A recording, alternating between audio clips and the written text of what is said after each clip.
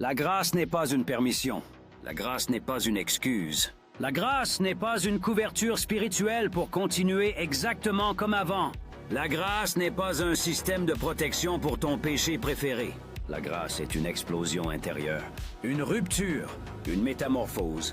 Quand la grâce véritable entre dans une vie, elle ne s'assoit pas tranquillement à côté de l'ancienne nature. Elle la confronte, elle la renverse, elle la remplace. On a transformé la grâce en coussin, mais la grâce apostolique est un feu.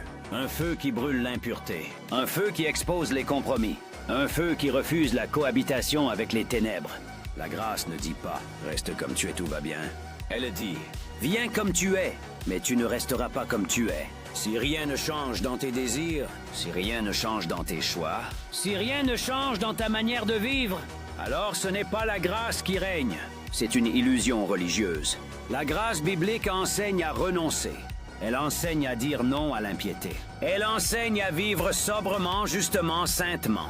Elle ne diminue pas la sainteté. Elle la rend possible. Elle ne banalise pas le péché. Elle en brise la domination.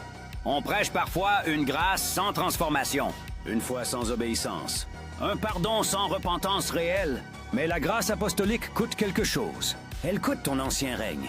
Elle coûte ton indépendance. Elle coûte ton orgueil. Elle ne te rend pas simplement pardonné. Elle te rend nouveau. Elle ne te rend pas seulement accepté. Elle te rend recréé. Quand la grâce touche réellement un cœur, les priorités changent. Les relations changent.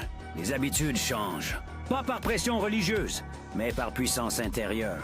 Parce que la grâce n'est pas un concept théologique. C'est la vie de Dieu injectée dans un être humain.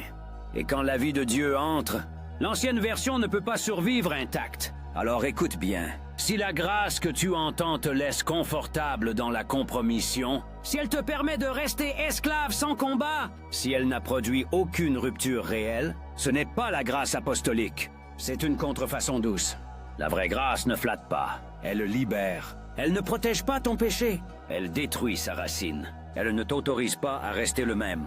Elle te recrée. Et une fois que tu as goûté à cette grâce-là, tu ne veux plus jamais retourner à une version affaiblie, parce que la grâce véritable ne t'excuse pas, elle te transforme.